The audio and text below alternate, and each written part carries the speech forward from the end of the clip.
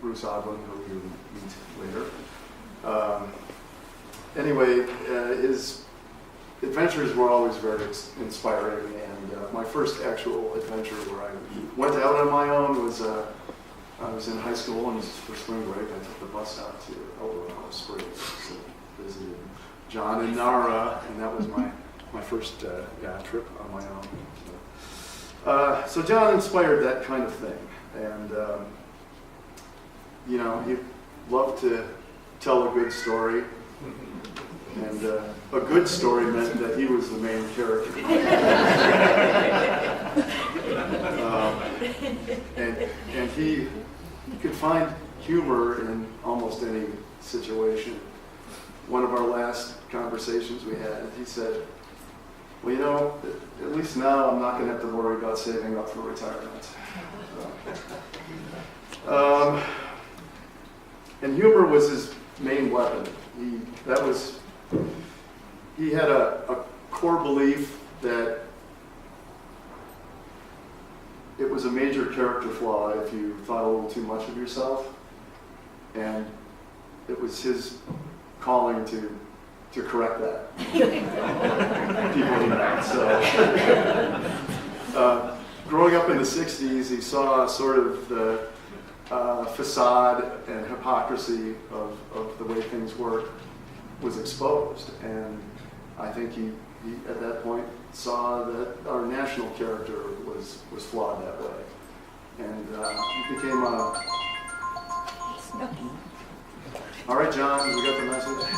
Move on. No, I think that's what he became a lifelong progressive, and always up for a good fight against the man.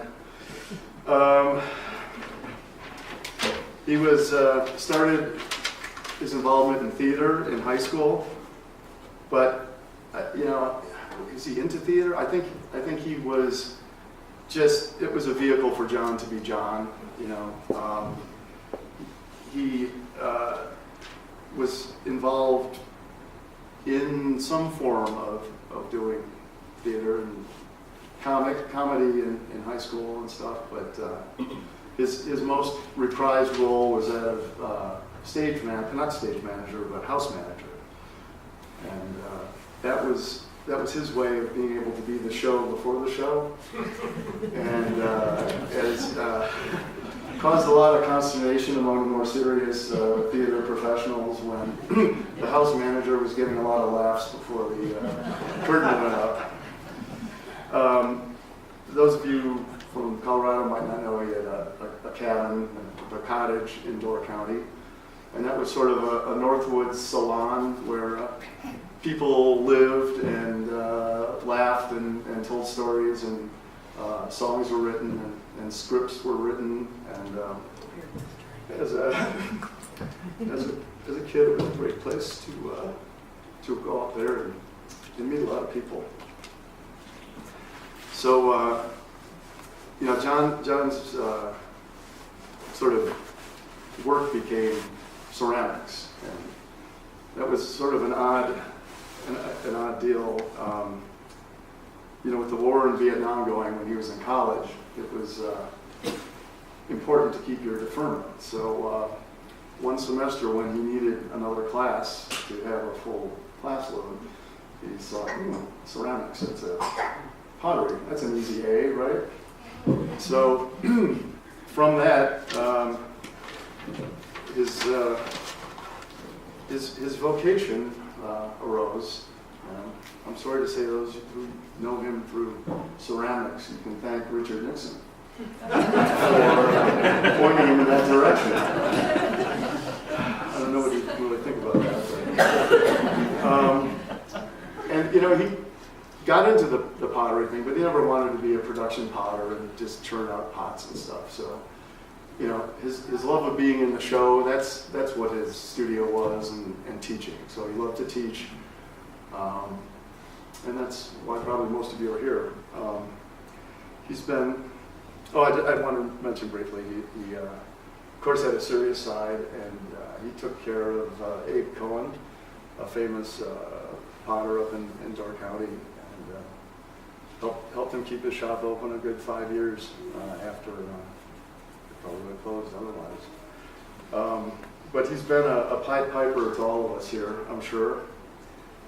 And in his honor, I'll wrap up this show before the show. And some people, we really just wanted people to come up and speak and do this. Real briefly, after we're done, we'll have a little bit of food outside, and we can talk for an hour amongst ourselves. So,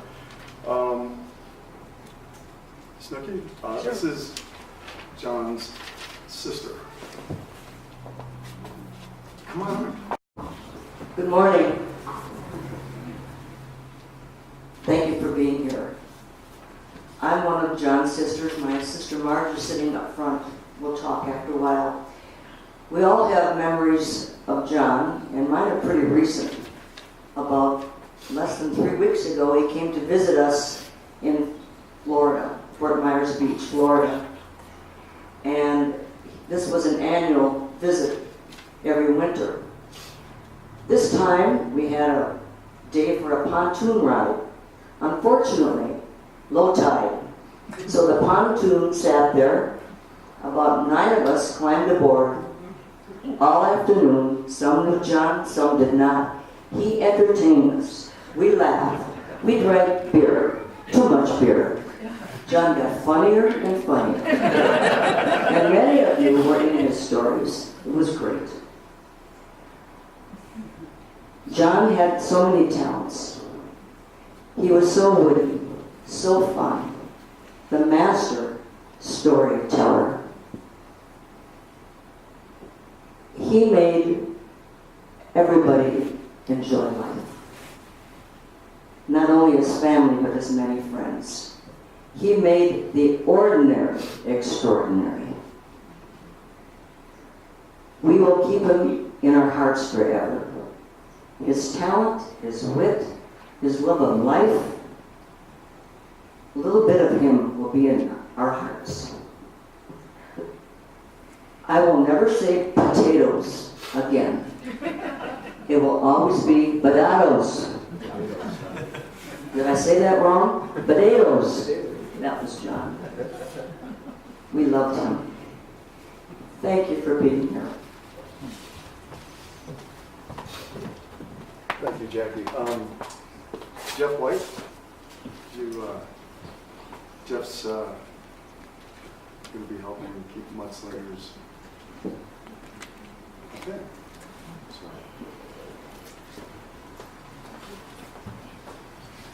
Well, good morning. I'm Jeff White. Some of you know me. I've been around helping John with mudslingers for over 23 years. And those of you who are here from Mudslingers, thank you. Talk to me if you haven't seen me in a while. Mudslingers will continue. It will keep going on. John and I talked about 2 weeks ago amongst ourselves in his bed. And that's one of the things he wanted, was to continue that. 22 years ago, when I started, when I moved here, I met John at Centaurus, and we had a class. And I was going through a hard time. I was opening up restaurants in Boulder, working a lot of hours, going through a breakup. And John touched me on the shoulder and he says, all you need to do is make some more pots.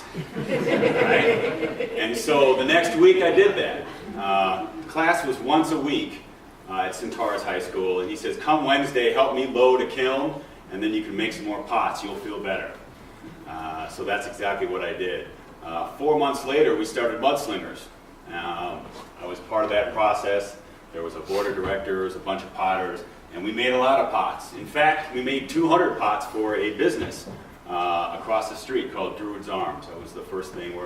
That's a lot of pots. That's probably too many pots, but I made them anyway. And so the only thing I want to say now is what he would say now, what I'm telling you is, in our sadness, he would say, I would say, all we need to do is make more pots. Mudslingers is open, all right? It'll continue to be open. A lot of us are helping out. If you'd like to get involved, please see me. But the classes are full right now, and we will continue. Thank you.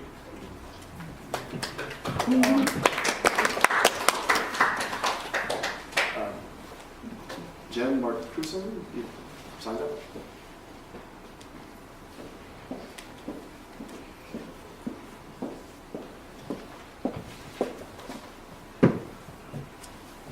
It's entertaining on some level when you come to remember someone who brought so many people together and you run into people that you haven't seen for 10 years from a completely different circle. And John had a way of doing that.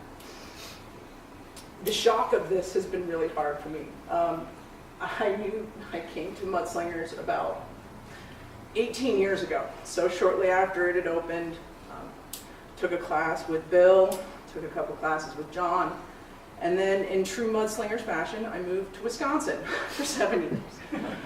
Upon returning to my sanity and returning back to Colorado, I came back to Mudslingers, and it again became a second home. And almost right away, I started talking to John, now 6 years ago, about what can I do to help you retire. And it took up until about 2 months ago for him to actually entertain the thought of what else is out there. So, like most of you, I'm in shock about this. And as I was getting ready today, I looked around my house. And there are pots everywhere. Pots that John helped me finish, that he took to triage when I ripped the bottom off of it, trying to finish something. And I remembered back to something that someone shared with me a number of years ago when I lost someone close. And it has to do with quantum physics. Energy never leaves. That when we lose someone, they're physically not here anymore. But every pot that they touched, every off-colored joke or story, every way of not having you take such seriousness in the world by the way that he presented himself in this art, he's with us. And much like what Jeff said, when we get back to doing those things that he brought out the goodness, he was a muse to many of us, we keep him alive. And I took great comfort this morning getting ready and seeing him all over my house. And then looking outside to see the very Wisconsin-ish day that accompanied us, it gave me comfort. So, in his honor, I will throw more pots, and I will do so listening to jazz and 60s surfer music, drinking a moderately priced bottle of wine. Cheers, John.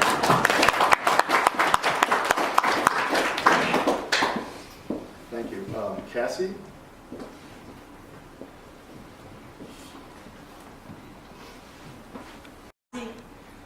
Been working with John pretty closely for about the last 5 years. Started out as a student. We instantly shared a connection. Moved here from Madison. My husband's from Wisconsin, born in Green Bay.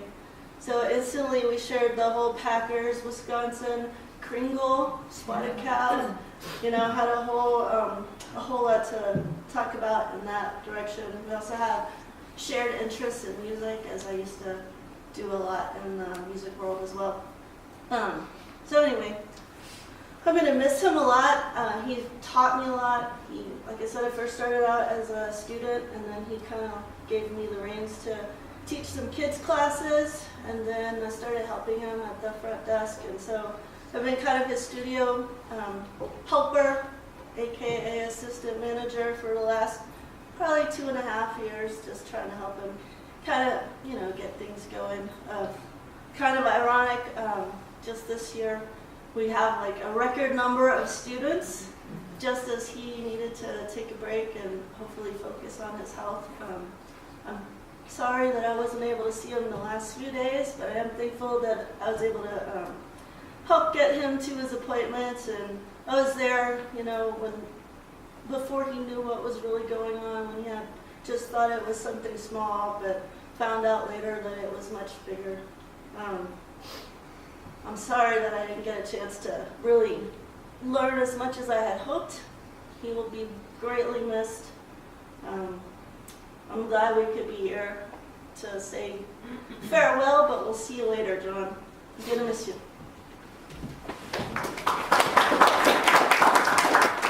Molly?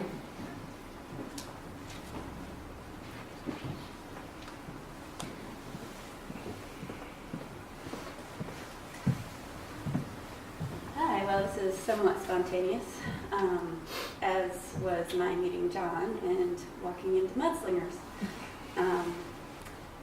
John, for me, was a kindred spirit. His sense of humor was contagious, and I don't have a lot to say, but I do know that he found the light in people. And he was a great educator and a great friend. And for me, a kindred spirit, understanding that art and creativeness is needed to balance out our lives. And for me also, he was a fellow in laughter and light and music and, of course, pottery. I'll miss him dearly. I know all of us will. And I just am extremely thankful for the brief amount of time that he was in my life.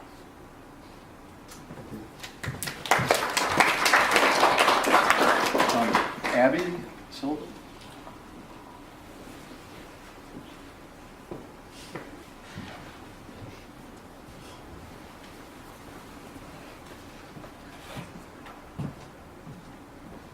Hi, my name's Abby, and I may have known John less well than anyone else in this room, but he, before he started Mudslingers, was a teacher through the Lifelong Learning Program, and he was my first ceramics teacher, and he infused me or nurtured my very burgeoning love of ceramics, and was the person who started me off on the path to becoming a professional production potter. And I don't really have a lot more to say that other people haven't already touched on, but the one thing that I will always remember so dearly about John was his infectious enthusiasm for everybody's creations, no matter whether it was the 20-pound ashtray or the, beautifully, crafted picture or something. And like some of the other speakers in the room, I still own and cherish the pieces that I made when I was in that first class with him, and I think about him on a pretty regular basis just for that reason alone. So again, he will be missed. Thank you. Thank you. Okay, we have two more people who are going to be speaking, but before we get to them, does anybody else who wasn't on my list want to say anything?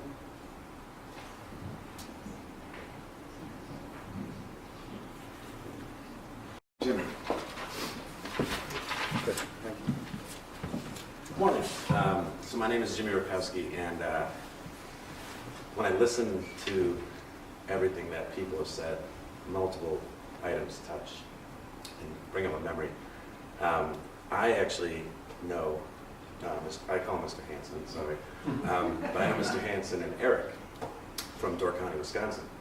And as I think of, we're here in Colorado and where people have traveled from, I don't know that many people may have been to Door County, Wisconsin. And if you have, you'd understand how touching that comment was on the cottage. And I met Eric and Mr. Hansen at the Peninsula State Park, I would say at least 20 plus years ago, more than that. Eric was working at the concession stand outside of the theater, and Mr. Hansen was running around doing all the show stuff. And I don't know how we ended up talking. I think I just was happy to see someone my age, and I started talking with Eric at the concession stand. He might give me a free candy bar, whatever it was. But in conversation with Eric, or I should say Home 2, which is the cottage in Wisconsin, is right down the road, 3 miles from where my father had purchased land prior to him even getting married. And my mom and dad have been married for 43 years. So, when you look at the Door County area, that's been my second home. If you're from Wisconsin, I am a fib, if you know that one. But I think the neatest part was when I was touching base with Eric on Sunday, I called my mom and dad, and they were both blown away, like, did you know? And I said, I had no idea. And I said, Eric said, bring stories to share. And my mom goes, oh my God, I have the best story, Mr. Hansen. I said, okay, and we have become better friends throughout the years. And I only saw Eric and Mr. Hansen on the summer. I'd drive past on Double E, and if I saw a car, I'd stop and leave a note, pre-cell phone. We've gone boating and fishing, and then we got older and we drove and drank and probably didn't mix them correctly, but whatever. That was Wisconsin, no one's gonna pull you over. Or it was not even a cop, I mean, it was great. But when I spoke about the story, my mom said, you know, one night we had Eric and Mr. Hansen over for dinner, and my parents' home in Wisconsin is very similar to the Hansens' home too. And it was always a work in progress, right? Yeah. and I have to talk to you about what my dad asked me to pull you aside and ask you about. But there was John, or Mr. Hansen and Eric, they're always doing something to the house. And my parents, my dad built our home in Door County from the ground up. And she goes, I remember having Mr. Hansen and Eric over, and this was when it was a functioning house, but it still had plywood floors, like it wasn't done yet. And she goes, I didn't know if Mr. Hansen was looking around like in shame at my house, because my mom was talking about this beautiful china set that her Aunt Betty had given her. And she's like, I was talking about this china set that meant so much to me. And she's like, but it was on a plywood floor, and there was an unfinished wall. And your dad was just like, oh yeah, it's great. And they were like talking, and he got up and they looked at pieces, and it was just, that's Mr. Hansen. And while I reside in Colorado this day, it's, you know, people talk about where you want to live and the best place in the world. If you have not been to Door County, it is just the most magical place. And it's not even, there's humidity, there's a lot of water, there's so much to do. It's the people that make it. And as a fib, usually you get looked at weird when you're in that area. But Eric and I rode around and we knew the roads. And when you spoke on Doc Heidi, that's the first person that started Peninsula State Park, and other performers and whatnot. And I don't have the connection with the mudslingers and pottery, and I'm so bad at anything that has to do with art. But John was like, or Mr. Hansen and Eric, they were just like, just a person that immediately you connected with, and you look forward to in the summer. And it was, it's hard to swallow such an awesome person. But I was just here, and I wanted to say something. I'm going to be proud to tell my mom that I told her story. For all of you. So thank you.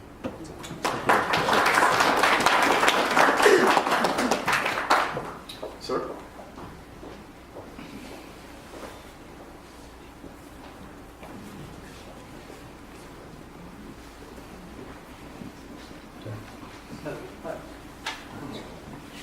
Please introduce yourself.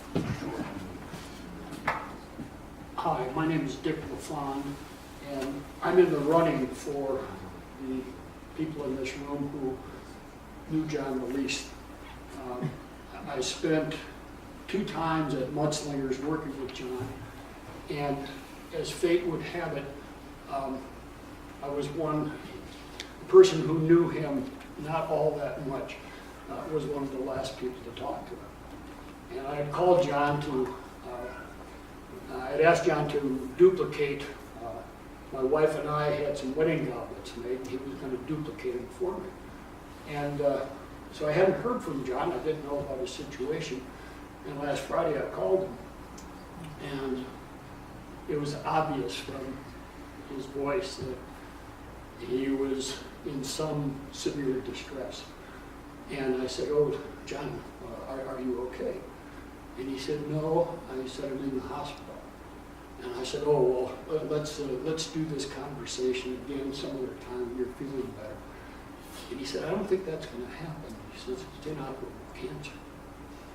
And I tried, I told him, asked him if there's anything I could do. And he said, no, I think things are covered pretty well. And what I came away with from that conversation was, here's a man who was looking death right in the eye. And he was doing it with courage and boldness. And I'm happy to hear that Mudslingers is continuing on. because I knew John would not leave town without making arrangements to get those copies.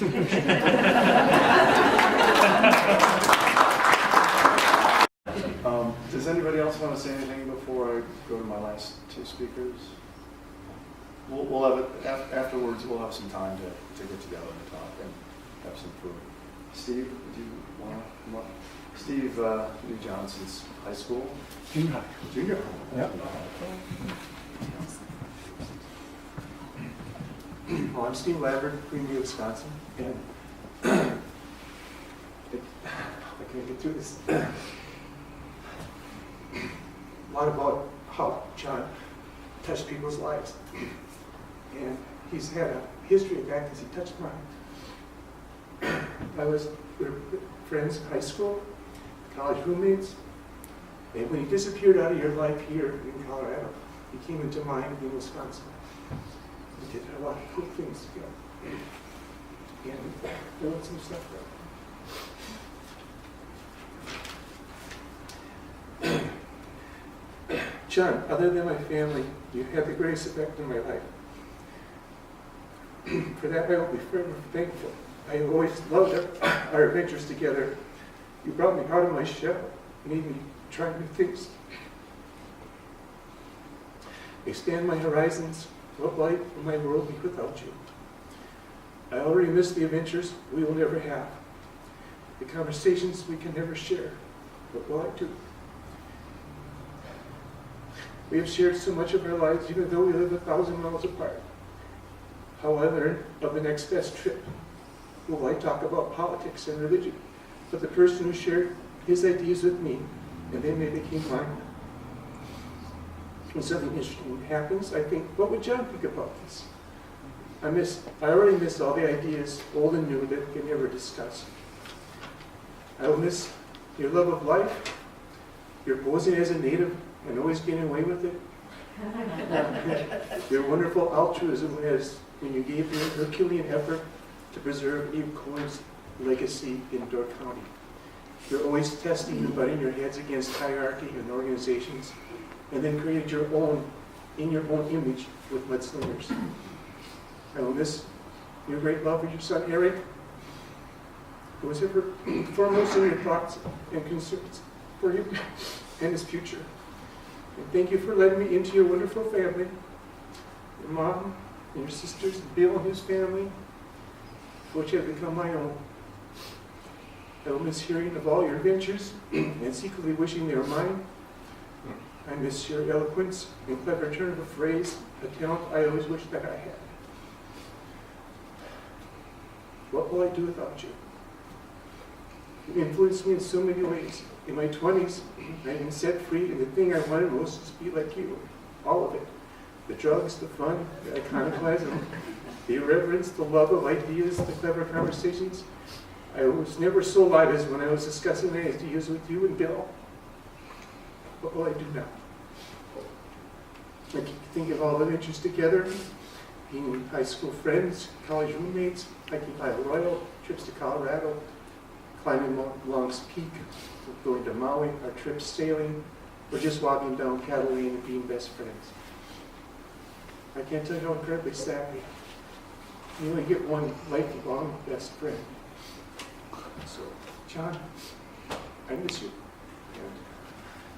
And I have his wonderful family to replace him. So, thank you.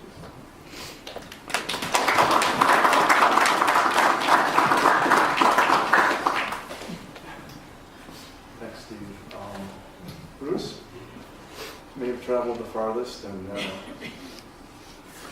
Bruce Odland and John were co-conspirators in a few interesting art installations. The trip to Linz, Austria, where he set up the sound sculpture thing, was working with Bruce. And well, you know, Bruce is getting one of the... just to mention irreverent, so...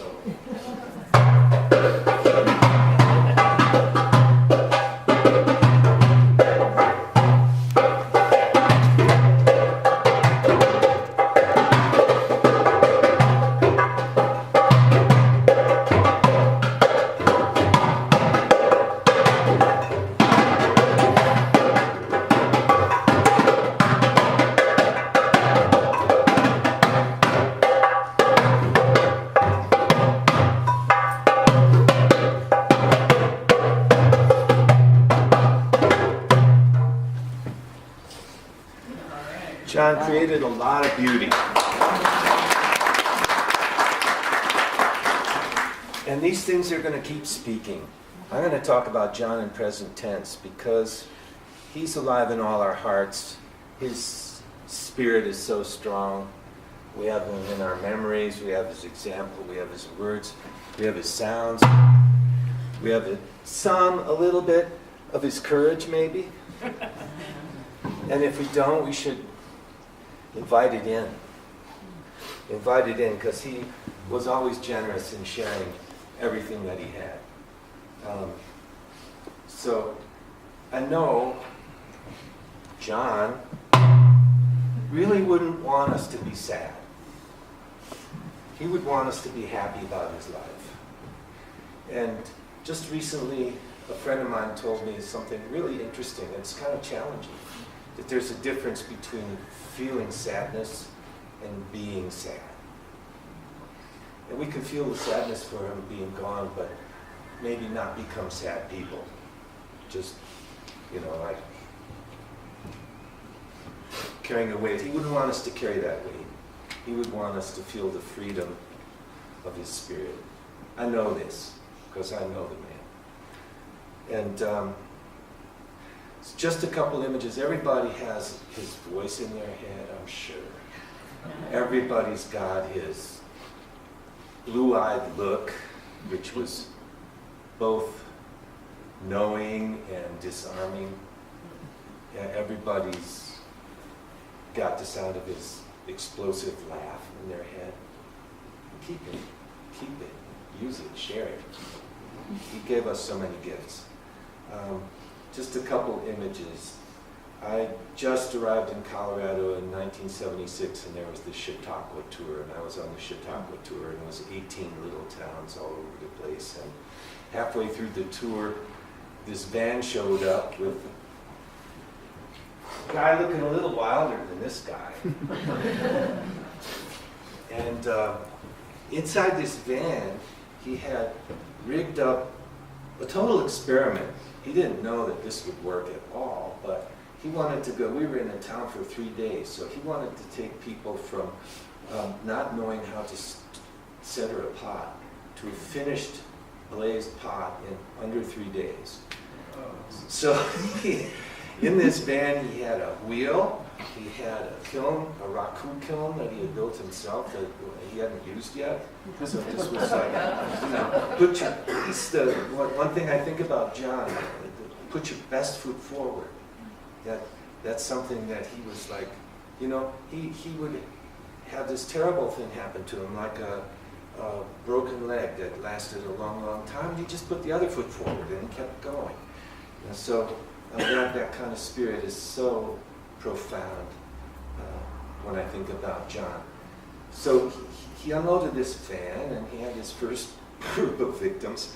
When they centered their pots, and John stayed up all night with the blowtorch, drying all the survivors, and getting them ready to glaze the next day. And the next day was glazing. There was no drying time involved. It was magic. So they did the glaze, and then they came back, and here was this fired up. Somehow, I don't know how the highway department let him carry around this much propane in the back. I don't think he asked. Yeah. So he fired up this enormous, this, I think it was like asbestos or something that he had rigged up in some kind of cage that had a little thing that lifted up. And so he treated the people in this town to John. Because he never stopped performing, really. I mean, that was just such a natural part of him that these little pottery workshops, you look around the place, and here's 3 people doing stained glass and 4 people doing beads. And the pottery class was enormous. They had, it would be like 20 people. So he just did this raku glaze and got everybody going and lifted the thing up while it was red hot. So all the red hot pots were lighting up all the people around. And he went in with these pinchers and grabbed the pots and threw them into the combustibles, and the smoke came up and the fire came up. And so that was my introduction to John. And it didn't go downhill from there, as you all know, because I look around here and I see John reflected off of all you guys. We're all pieces of his life. And that's a strong thing. It's a very strong thing that we can hold and carry with us. And that's all I'm going to say. There are lots of stories for everybody to share, and John was the master storyteller. I'm not going to compete. Okay. But John, you're with us.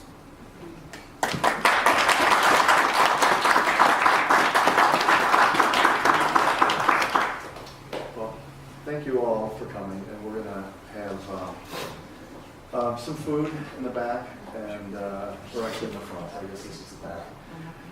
So please join us, and we'll continue to tell John's stories for a while. Okay. Thank you. Thank you.